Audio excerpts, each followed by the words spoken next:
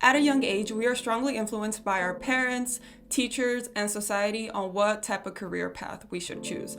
When you really think about it, We never really have time to think for ourselves, what would I like to do? Instead, we just pursue a career that someone chose for us or one that's, socially acceptable, one that's going to have a good reputation, maybe we choose a career solely based on the fact that it's high paying. or based on the difficulty. As a result, we end up working in a job that isn't fit for us, and we just kind of go about our lives feeling really lost. When you feel lost, you kind of just wake up every day, you go on autopilot mode, you go through the motions, and nothing is really exciting. You aggressively fill your life with distractions to ignore the fact that your job makes you feel empty. We dedicate so much of our lives towards working. Why are we normalizing working jobs that don't fulfill us? I am very aware of the fact that working in something that you love or even just like is a privilege, and for some of us, it'll never make sense financially. But I also know that there's a lot of people out there working jobs that they deeply dislike and could change careers,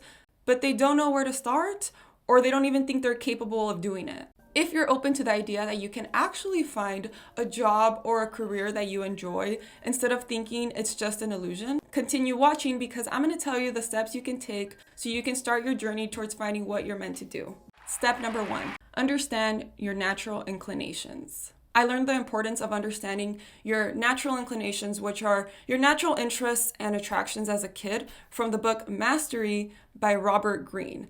I highly recommend this book for anyone watching this. This book basically kind of guides you on finding your life's task, which in other words is like what you're meant to do in life, your passion. That book is what inspired me to do this video. I highly recommend it. 10 out of 10. It's definitely one of my favorite books.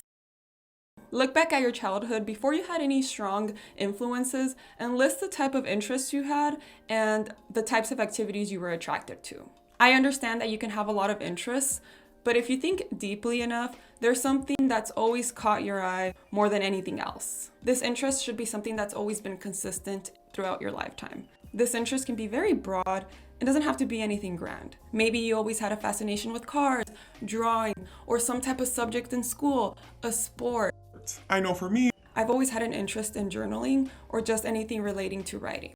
let me also make one thing clear. So just because you liked dancing as a kid doesn't necessarily mean you're meant to be a dancer. The goal of this exercise is to understand your unique interests, so now you have a place from where to start understanding yourself better. I really believe that everyone has something unique about them, whether it's an interest, some sort of attraction, or a passion that in one way or another needs to be acknowledged or recognized in their work during their lifetime. Or else the person will never reach inner peace.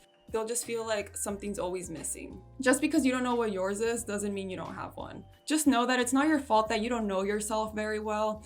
The society we live in doesn't really encourage us to think for ourselves. We're always just learning from others and accepting interests that aren't ours. Step number 2, list the activities that lead you to a flow state. Having a general understanding of your likes and your dislikes is not sufficient to really understand what type of job you'd be best fit for. You need to understand the specific types of activities that you find pleasure in, so then you can seek them in potential jobs. Activities that lead you to flow are those you're able to focus really deeply on, and when you engage in them, it feels like time flies. For me, I know it's writing and reading. Maybe for you, these activities are creating Excel sheets, organizing things, or some type of outdoor activity, or even fixing things. It can also be useful to ask yourself, what parts of your current job do you enjoy doing? Or what types of activities in your life are most motivating to you?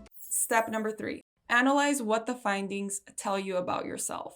Now that you know the interests and the types of activities that motivate you, ask yourself, what exactly is it about them that you like? For instance, I like writing and doing YouTube videos. These are two very different things, but the reason I enjoy them both is because they both allow me to express myself and my thoughts. I know I do best in activities that allow me to share my thoughts and be creative. Maybe you like volunteering or tutoring in your free time. But the real reason behind your interest in these activities is because you really enjoy helping people. Chances are you would really enjoy any activity that involves helping others. The goal here is to understand the why behind your interests, so then you can be open about the different careers that can suit your inner likings and values. The fourth and final step is to look at your findings and how they translate to a job. Now that you truly understand your interests and the types of activities you enjoy, it's time to look for jobs that can match them. You can start by doing a Google search and listing the different types of jobs that combine your interests and the activities that you like. Also remember that making a career transition doesn't always mean you have to go back to school. If you know how to find them correctly, there are many jobs you can pursue your interests in that don't require a master's degree. Honestly, it's just a matter of doing a lot of research, asking the people around you, and just being patient. In this part of the process, it's really important to let go of the importance of job titles and the opinions of other people. What you need to prioritize is whether this job allows you to execute your interests and feels meaningful. In my opinion, when the opportunity for a new position comes, don't be too ambitious or too picky.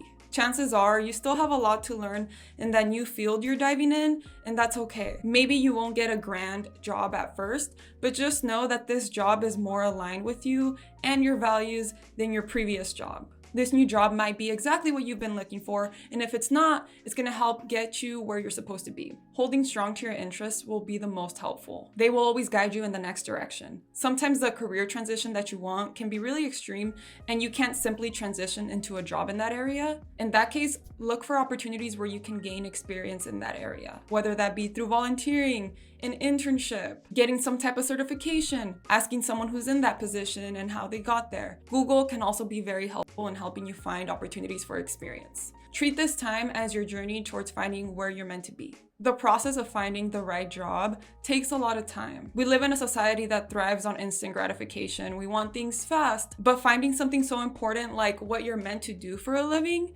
isn't something that happens fast. You have to be extremely self-aware that it's going to be difficult, so you don't get discouraged to give up. Most importantly, remember to not lose sight of your interests and what they mean to you, because your love for your interests is the thing that's going to keep you motivated. That's all I have for you guys. Thank you so much for watching. I hope you guys found this video useful, and as usual, I can't wait to see you guys next time. Bye!